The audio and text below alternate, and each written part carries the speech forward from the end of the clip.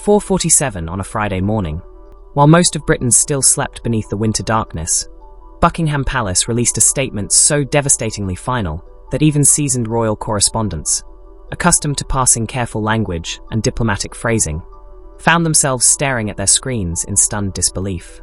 His Majesty, the King's medical team had advised, was receiving end-of-life care at Windsor Castle.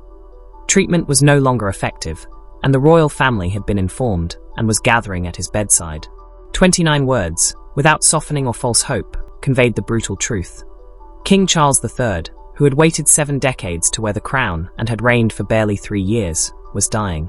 The announcement came without warning, without the usual series of health bulletins that might prepare a nation for such news. One moment, the official line had maintained that the king was managing his condition, continuing limited duties. The next, the palace confirmed what everyone had feared but no one dared voice. Charles was in his final hours, with no recovery, no miraculous improvement, and no gentle decline to grant his family years instead of days. BBC immediately interrupted early morning programming, the presenter's voice catching slightly as she read the words aloud to a nation waking to find the Elizabethan age ended, and something new, uncertain, and infinitely sadder beginning. Sky News activated its full morning protocols, graphics prepared for this moment appearing on screens with lightning speed. The news felt almost obscene. In the United States, where it was still late Thursday night, CNN's breaking news alert cut through primetime programming with a starkness that made even anchors accustomed to royal drama pause and gather themselves. Outside Windsor Castle, the first mourners arrived before sunrise, ghostly figures in the pre-dawn darkness. Drawn by grief they could barely articulate, and a need to witness history they had hoped would not come so soon. An elderly woman, who had waited 15 hours to view Queen Elizabeth's coffin, now stood at the gates, tears streaming down her face. "He barely had any time," she whispered to no one. "He waited his whole life, and they gave him barely any time at all." Inside Kensington Palace, William had been awake since 3:30 after a sleepless night, following a call from Windsor's senior physician warning that Charles's condition had deteriorated dramatically. The official palace statement confirmed what that private call had prepared him for, but reading the words in stark black text on his phone made it real in a way the medical update had not. His father was dying not theoretically, not eventually, but now, within hours, perhaps minutes. Catherine found him at the window of his study, still in yesterday's clothes, staring out at a darkness yet to yield to dawn. She asked nothing, words felt absurd. Instead, she simply stood beside him, her hand finding his, offering what little comfort was possible. "The children," William said finally, his voice rough from private tears. "They need to say goodbye, George especially. He's old enough to understand, old enough to regret it forever if we don't let him." Catherine nodded, already preparing for the impossible task of waking their children before sunrise to tell them their grandfather was dying, that they must leave immediately, that this might be the last time they saw him alive. "I'll wake them," she said softly. "You call ahead. Let Windsor know we're coming." Within 20 minutes, the Wales family was racing through empty London streets toward Windsor in a convoy, protection officers pushing limits they would normally avoid. George sat in silence, staring through tinted windows at a city that seemed alien in the pre-dawn darkness. Charlotte cried quietly into her mother's shoulder, and Louis, too young to fully grasp the permanence of what was coming, held his mother's hand and asked repeatedly when they would arrive. At Windsor, Princess and had remained through the night, never leaving after the initial call. She had watched her brother slip in and out of consciousness, held his hand during moments of lucidity, and observed as the medical team gradually acknowledged the truth they had long avoided. There was nothing more to be done. Treatment had failed. The cancer had won. All that remained was managing the inevitable. Camilla had not left Charles's side since the previous afternoon, when his breathing had grown labored and his periods of wakefulness shorter and more confused. She sat beside him, holding his hand and speaking softly even when he could not respond, offering the one thing she still could: presence. The Queen Consort, who had endured decades of public scrutiny to stand beside him, now faced the cruelest irony of all losing him before they had barely begun the life they had long awaited together. As dawn broke over Windsor Castle, casting the ancient stones in shades of pink and gold that felt almost obscene given the scene inside, the royal family assembled for the vigil every household dreads but cannot avoid. Waiting, watching, enduring the unbearable passage of time as a loved one slips away. To understand how it had come to this finality, One must return 72 hours earlier, when Charles's condition, though serious, still held a glimmer of hope for stabilization. Dr. Sarah Chun and her team, supported by specialists from across Europe, had been managing his cancer with aggressive interventions that bought time but demanded tremendous cost. But during a routine checkup on Tuesday afternoon, monitoring equipment revealed alarming deterioration. His organs were failing faster than anticipated, and metastasis had spread in ways imaging had not detected. The medical team convened urgently. Dr. Chun presented the findings clinically, but the meaning was unmistakable. They were now confronting end-stage disease. Professor Michael Hartley, the senior oncologist, spoke the words no one wanted to voice. The focus must shift to palliative care. The family needed to prepare for days, not weeks or months. That evening, Charles met with Dr. Chun, listening with heartbreaking composure as she explained that treatment had failed and comfort, not cure, was the only path forward. Asking technical questions with calm resolve, he inquired, how long? Her answer, days, perhaps a week if fortunate, was met with quiet acceptance. He requested to speak with William to discuss matters that could not wait for sentiment. Late Tuesday night, that conversation unfolded behind closed doors in a mix of raised voices, long silences, and unmistakable weeping. When William emerged nearly 2 hours later, his grief was raw, collapsing into Catherine's arms, leaving even seasoned protection officers looking away. By Wednesday, Charles's decline accelerated visibly. Conscious yet increasingly confused, he drifted between lucidity and disorientation. Camilla noted the weakening of his grip and delayed, sometimes nonsensical, responses. The cancer had begun affecting his neurological function. Wednesday afternoon brought an acute episode. His heart briefly stopped, requiring emergency intervention. Dr. Chun stabilized him, yet gently explained to Camilla that such episodes would increase, that one would eventually be irreversible, and that the family must be gathered. Thursday passed with long stretches of unconsciousness, punctuated by brief periods of confused wakefulness. During one lucid moment, he called for and, instructing, "Tell William it's not a burden, it's a gift. Tell him I was proud every day." And tears streaming, promised she would. By Thursday evening, Charles entered the active dying phase. His breathing grew labored and irregular, consciousness fleeting. Dr. Chun, voice thick with emotion, called the communications team. The king was dying, and the nation must be informed. At 4:47 Friday morning, the statement was released, reaching early news programs, so the country could wake to the truth rather than be confronted by it suddenly. And as Britain stirred into consciousness, the royal family gathered at Windsor to bear witness to an ending no preparation could make bearable. A family assembled to endure the final passage of a life long awaited and all too swiftly surrendered. Emergency summons went out at 3:32 Friday morning, carefully coded messages that nonetheless carried unmistakable urgency. Come immediately, final hours, no delays. The palace had rehearsed protocols for this scenario, but nothing could capture the human weight of waking people before dawn to tell them someone they loved was dying. William had been awake already, unable to sleep, and when his phone rang with the distinctive tone reserved for palace emergencies, he knew before answering what the call would bring. How long? He asked immediately. Hours at most, Sir Clive Alderton replied. Dr. Chun recommends you return as soon as possible, and Your Royal Highness, if the children wish to say goodbye, now is the time. He may not be conscious much longer. The drive to Windsor felt both endless and far too brief. George sat rigidly upright, striving to embody the stoic strength he believed a future king must display, yet his hands trembled. Charlotte had ceased crying, sinking into a numb state beyond tears, and Louis, too young to comprehend fully, asked questions no one could answer. Catherine responded with careful honesty. Sometimes bodies get so sick that medicine cannot fix them. Grandpa's body is very, very sick. The doctors have done all they can, and now they would be with him to hold his hand and show their love. At Windsor, Princess Anne had spent the past hour making calls to extended family, her voice growing hoarser with each conversation. Edward and Sophie were en route from Bagshot Park. Beatrice and Eugenie had been notified, though the palace quietly suggested their presence might create crowding when immediate family needed space. The hardest call had been to Harry in California, where it was still Thursday evening. "You need to come now," Anne said bluntly. "Your father is dying.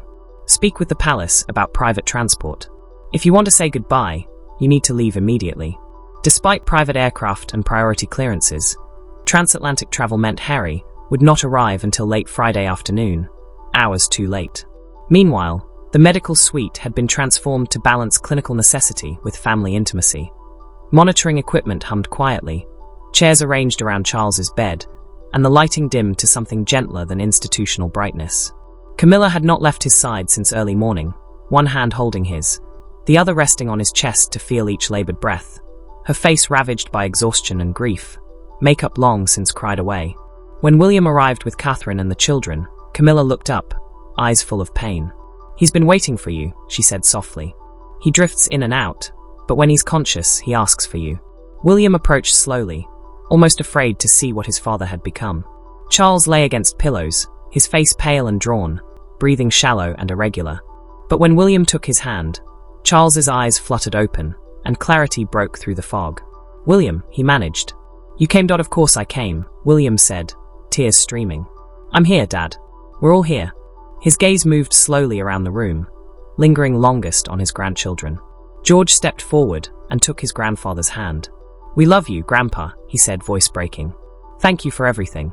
Surrounded by family in the pre-dawn darkness, King Charles III seemed to find a peace that had eluded him during his final, agonizing hours. During the long night of decline, Charles's breathing, though still labored, became slightly more regular, and his expression softened into something approaching contentment. He was not alone. He would not die alone. As dawn broke fully over Windsor Castle, he drifted between states of consciousness with increasing frequency, the lucid moments shorter, the confused periods longer, but when awareness surfaced, he seemed determined to use whatever time remained for things that mattered, for words that needed saying. During one period of clarity, he gripped William's hand with surprising strength and pulled him closer. "You'll be a better king than I was," he said, each word requiring effort that was painful to witness. "You've had time to prepare that I never had. Time to watch, to learn, to understand what works and what doesn't. Don't waste it trying to be me. Be yourself. Be the king this century needs, not the one my mother's era required." William could not speak, words lodged in grief, and simply nodded, holding on as if physical contact alone could tether his father to life a little longer. Catherine knelt beside the bed. "Thank you," she whispered, "for welcoming me into this family, for believing I could do this, for supporting us through everything. I'll take care of him. I'll take care of all of them. I promise." Charles's expression shifted into something like a smile. "I know you will. You're stronger than you know, both of you. Strong enough for what comes next." His gaze moved to the children. "George," he called weakly. The boy stepped forward, composure finally cracking. "Yes, Grandpa. Being king isn't about the crown or the throne or the ceremonies," Charles said. "It's about service, about using whatever power you have to help those with less. Remember that. When the weight feels unbearable, remember that service is what gives it meaning." George nodded, tears streaming. "I'll remember, I promise."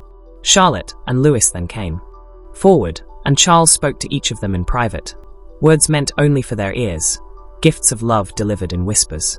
Anne, who had maintained her characteristic composure throughout the ordeal, watched silently, witnessing a family navigating the impossible intimacy of final goodbyes.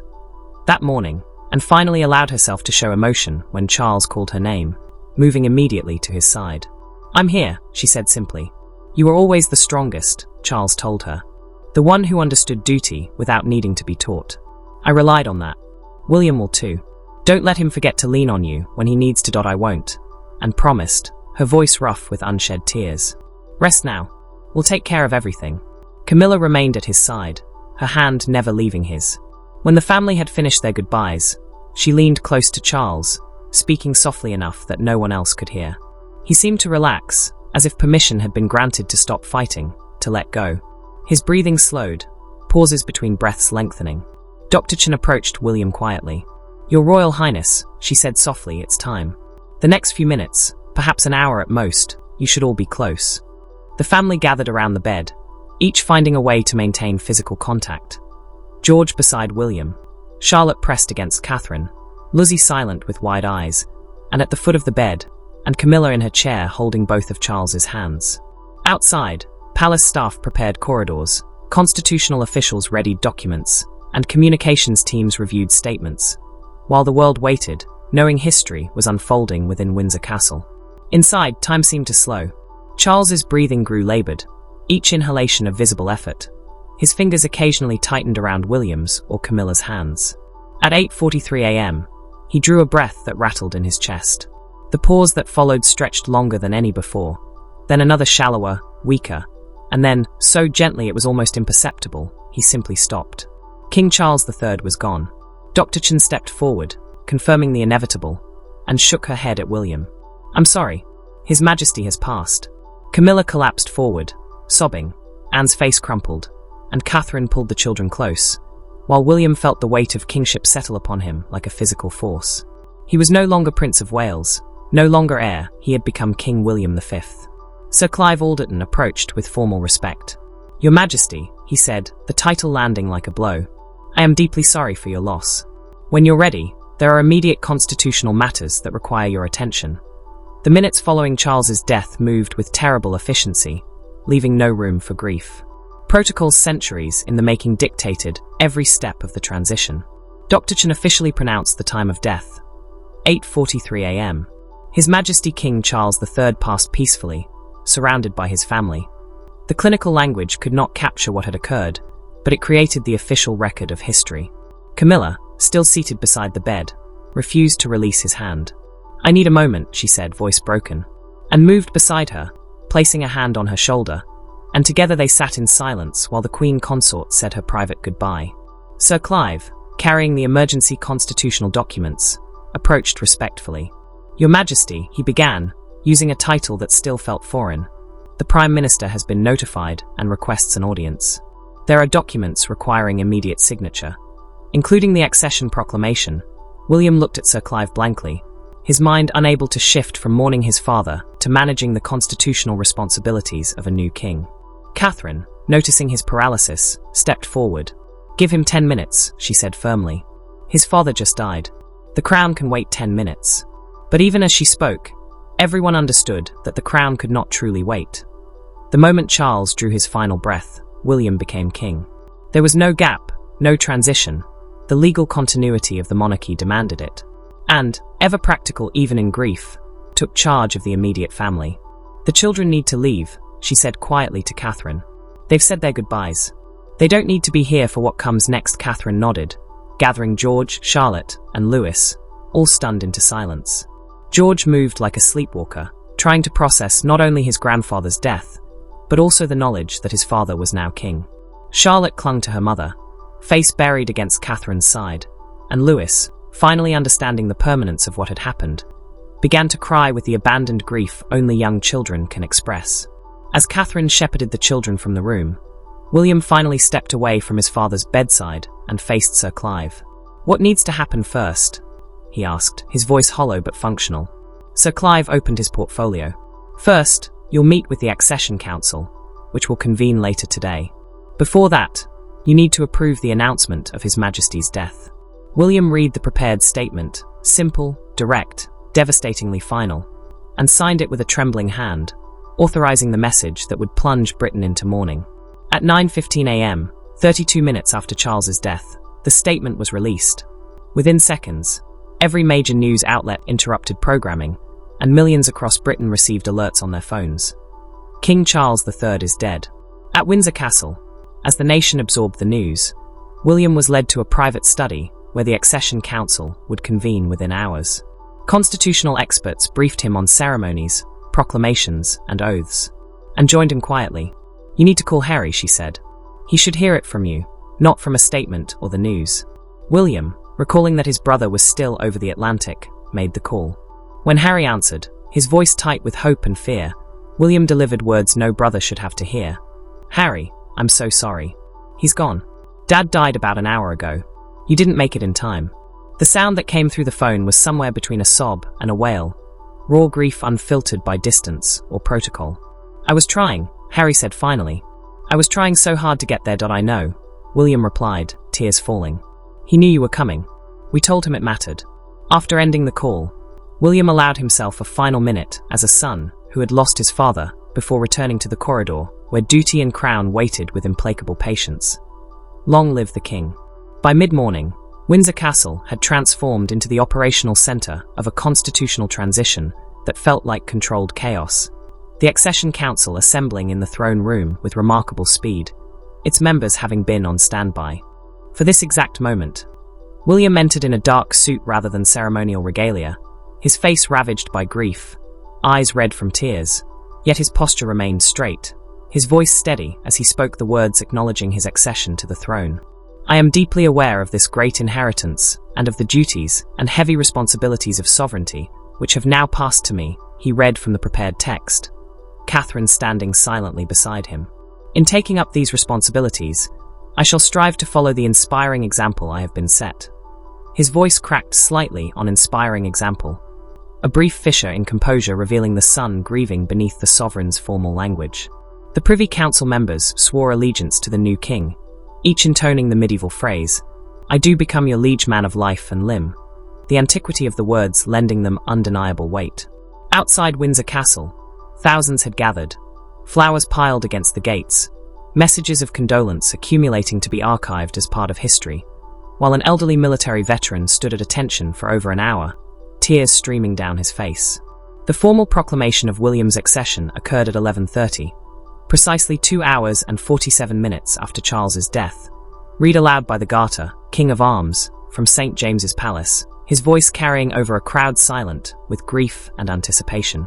Across the United Kingdom, the proclamation was repeated, marking the constitutional reality that Britain had a new sovereign, whether the nation felt ready or not. Back at Windsor, William faced his first, most personally devastating duty as king, addressing the nation.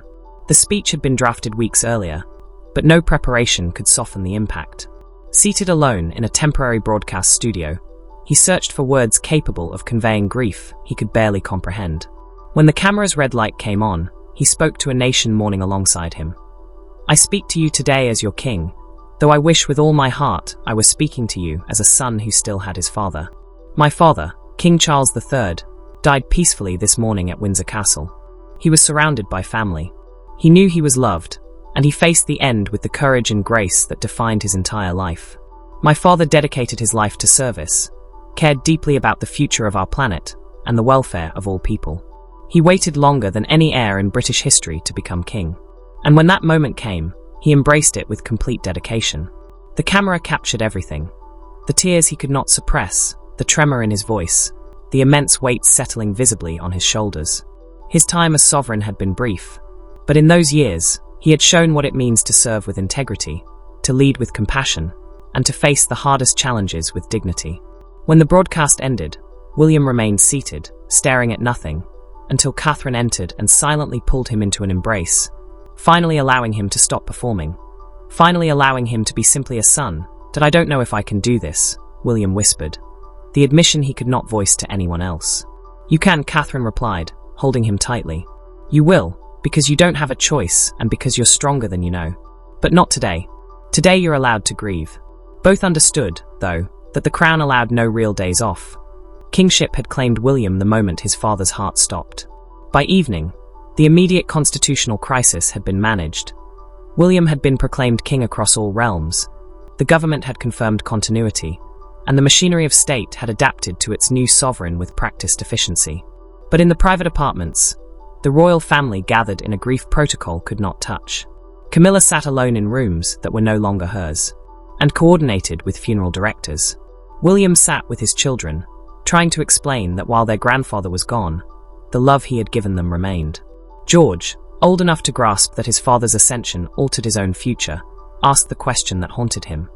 "Does this mean I'll have to be king one day, even sooner than we thought?" William pulled his son close, feeling the weight of generational burden. "Yes," he said honestly. "One day, probably sooner than either of us would choose, but not today. Today, we remember Grandpa. Tomorrow, and all the days after, we'll figure out together how to carry what he left us." Across the Commonwealth, the nation entered 10 days of mourning.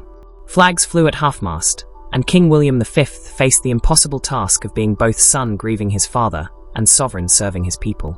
The world watched, each perspective shaped by culture and circumstance, a reminder that crowns cannot shield against mortality, and that sometimes the greatest burdens are carried in silence, beneath the weight of duty and love.